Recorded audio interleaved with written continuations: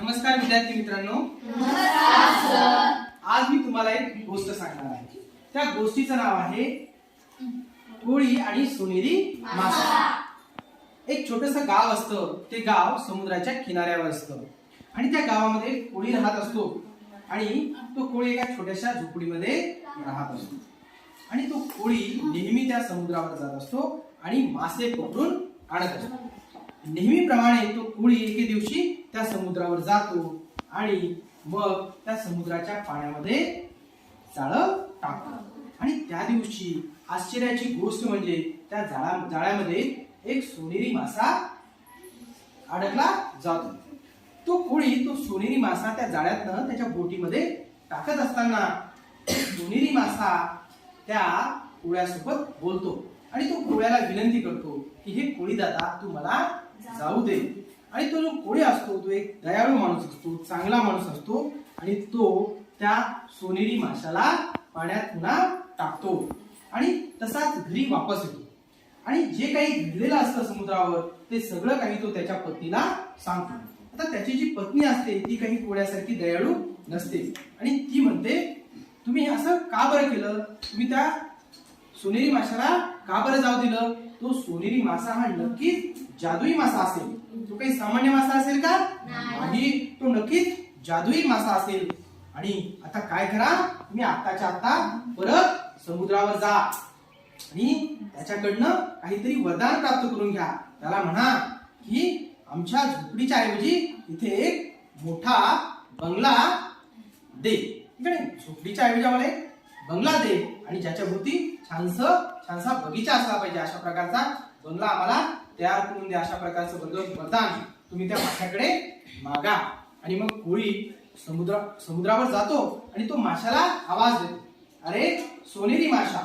आणि मग सोनेरी माशा येतो. सोनेरी माशा तिथे येतो आणि तो विचारतो, कोळी दादा तू का बरं आला आहेस. आणि कोळी म्हणतो, हे सोनेरी माशा मला काय हवं आहे, माझे जे छोटंसं झोपडं आहे त्याच्या ऐवजी मला एक मोठा बंगला हवा आहे. ज्या बंगल्याच्या बाजूला एक छानसा बगीचा असला पाहिजे. अशा प्रकारचं वरदान तुम्हाला दे. आणि तो सोनेरी मासा म्हणतो, काही हरकत नाही, तुला तुझं वरदान प्राप्त झालेलं आहे. तू जेव्हा घरी जाशील तेव्हा त्या छोट्याशा झोपडीच्या ऐवजी तिथे एक छानसा बंगला असेल आणि ज्या बंगल्याच्या भोवती एक छानशी बाग असेल. तू आता घरी जा. आणि जेव्हा कोळी घरी येतो तेव्हा तो पाहतो की त्या छोट्याशा झोपडीच्या ऐवजी तिथे एक मोठा बंगला असतो आणि एक छानसं गार्डन असते, छानसा बगीचा त्या बंगल्याच्या बाजूला असतो.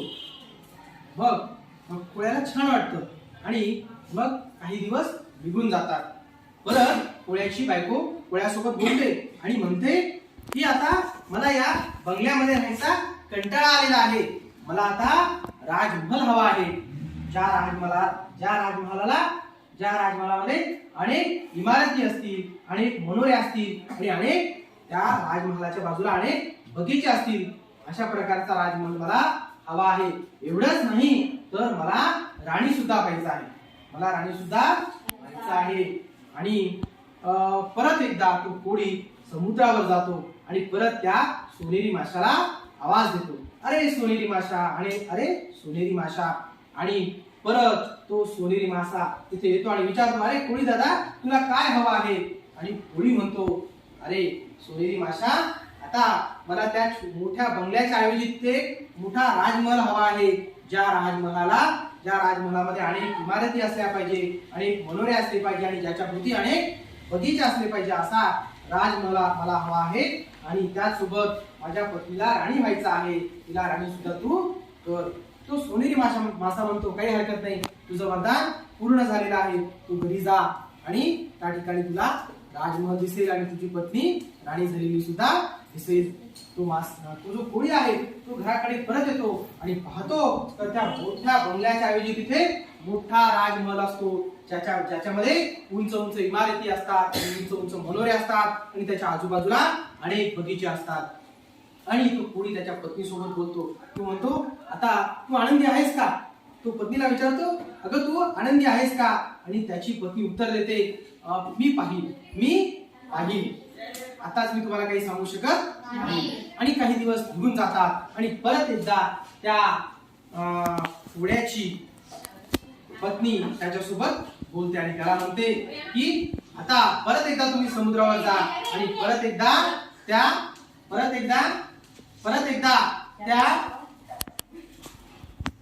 सोनेरी माशाला बोलवा. परत एकदा सोनेरी माशाला बोलवा.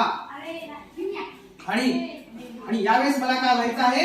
यावेळेस मला व्हायचं आहे देवी. मला व्हायचं आहे देवी. आणि परत तो जो कोळी असतो तो म्हणतो, अगं तू वेडी झालीस का?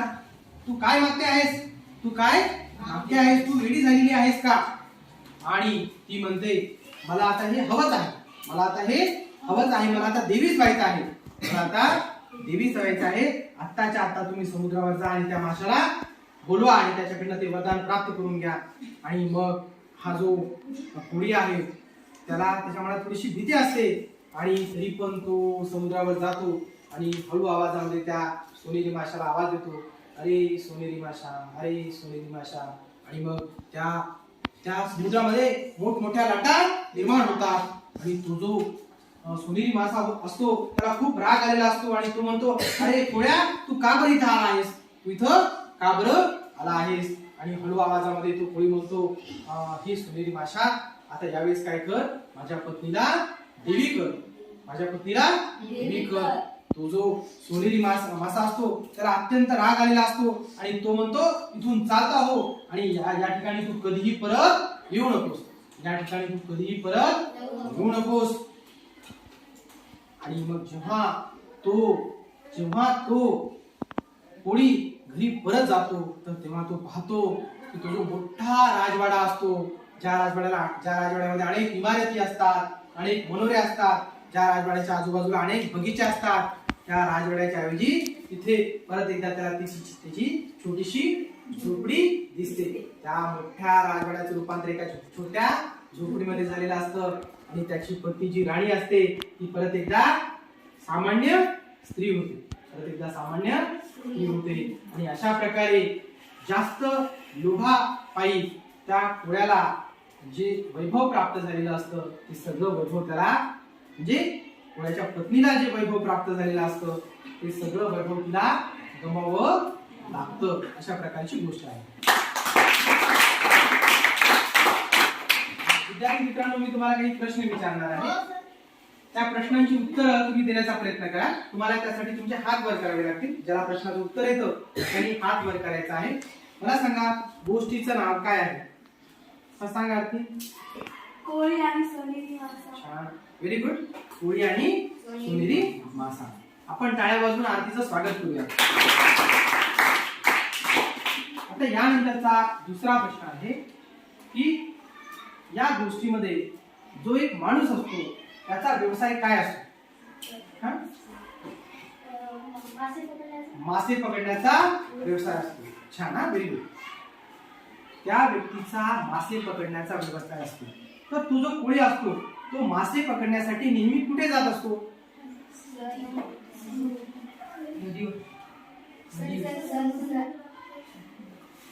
समुद्रावर. कुठे जात असतो? समुद्रावर जात असतो. बरोबर आहे. ते जे गाव असतं समुद्राच्या किनाऱ्यावर असतं, तो समुद्रावर जात असतो. ठीक आहे.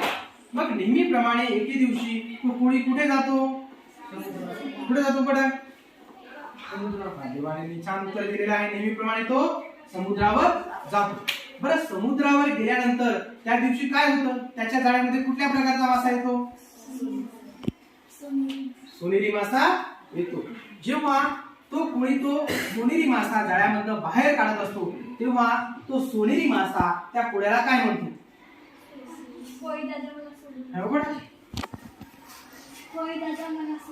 कोळी दादा मला सोडून दे. मग कोळी दादा स्वभावाने कसा असतो? दयाळू असतो. हात वर करायचं. मी ज्याला विचारलं त्यांनीच प्रश्नाचं उत्तर द्यायचं. दयाळू असतो. बरोबर आहे. छान. आणि मग कोळी त्या माशासोबत काय करतो? माशाला सोडून देतो. Very good. आता जेव्हा तो कोळी घरी येतो आणि त्याच्या पत्नीला घडलेली गोष्ट सांगतो तेव्हा त्याच्या पत्नीची प्रतिक्रिया काय असते? हा, सांग. त्या माशाला घरी आणायचं. त्या माशाला तू घरी आणायचं होतं. तो मासा कसा असला पाहिजे, कसा असावा असं तिला वाटतं? सांग. जादू. हा, तो मासा नक्कीच जादुई मासा असला पाहिजे. आणि मग त्याची पत्नी त्या कोळ्याला काय सांगते? हात वर करायचा. सांग जीवानंद, सांग. परत समुद्रावर हा, परत समुद्राचा आणि कोणतं वरदान माग? ताजमहल. नाही, राजमहल नाही. हा, बस काही. बंगला. हा, बंगला. एक मोठा बंगला, ज्या बंगल्याच्या भोवती काय असलं पाहिजे? बगीचा. बगीचा असला पाहिजे. अशा प्रकारचं वरदान तू त्या माशाला माग. बरं, जेव्हा कोणी त्या समुद्रावर जातो आणि माशाला तसं वरदान मागतो, तेव्हा मासा त्या प्रकारचं वरदान त्याला देतो का? देतो का त्या प्रकारचं वरदान? बरं, जेव्हा जेव्हा बरोबर आहे, देतो. योग्य उत्तर आहे तिचं. जेव्हा तो मासा घरी येतो तेव्हा झोपडीच्या ऐवजी त्याला तिथे काय दिसतं? हा, तू सांग रुपाली, सांग. उपटाकून उत्तर द्यायचं. बंगला. बंगला. बरं, कसा असतो तो बंगला? बगीचा असं. हा, त्या मोठा बंगला असून बंगल्याच्या भोवती एक बगीचा असतो. छान, हा, very good. आता काही दिवस निघून जातात आणि काही दिवसानंतर परत कोळ्याची पत्नी त्याच्यासोबत बोलते आणि दुसऱ्या वेळेस ती त्याला समुद्रावर जाऊन कोणतं वरदान मागण्यासाठी सुचवते?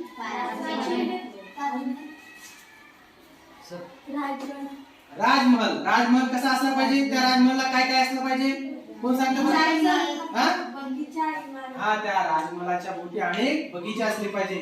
त्या राजमहलामध्ये अनेक इमारती असले पाहिजे आणि अनेक मनोरे असले पाहिजे. अशा प्रकारचं राजमहल. आणि त्यासोबत काय? त्याच्या पत्नीला राणी. हा, त्यासोबत त्याच्या पतीला राणी व्हायचं असतं. बरं, आता हे जे दोन वरदान आहेत, ते दोन वरदान तो मासा त्या कोळ्याला प्रदान करतो का? सांग रुपाली. हा, बरोबर आहे. जेव्हा कोणी दुसऱ्या वेळेस घरी परत येतो तेव्हा त्याला त्या मोठ्या बंगल्याच्या ऐवजी काय काय दिसतं बरं घरी आल्यानंतर? सांगते का तू? काय सांगेल? हा, सांग. छोटीशी झोपडी. नाही, चुकलं. हा, सांग. जेव्हा दुसऱ्यांदा तो वरदान मागितल्यानंतर घरी येतो तेव्हा त्याला काय दिसतं तिथं? ताजमहल आणि त्याची. नाही, ताजमहल नाही, राजमहल. आणि त्याची पत्नी हा, राणी झाली. हा, राजमहल दिसतो आणि त्याची पत्नी राणी झालेली दिसते. छान. हा, आता काही दिवस बरं, तो घरी आल्यानंतर तो पत्नीला काय म्हणतो? दुसऱ्या वेळेस जेव्हा दुसरं वरदान प्राप्त झाल्यानंतर तो जेव्हा पत्नी सोबत बोलतो, हा, सांग. तू खुश आहेस का? बरं, पत्नी उत्तरादाखल काय उत्तर देते? हा, सर. बरं, मी पाहतो, नंतर सांगते तुम्हाला. आता मी खुश आहे का सांगत नाही. बरं, ह्याच्यानंतर पहा, ह्याच्यानंतरचा पुढचा प्रश्न आहे की ह्याच्यानंतर पुढचा प्रश्न असा आहे की काही दिवस निघून जातात आणि मग काही दिवस निघून गेल्यानंतर ती पत्नी परत त्याला कशासाठी समुद्रावर पाठवते?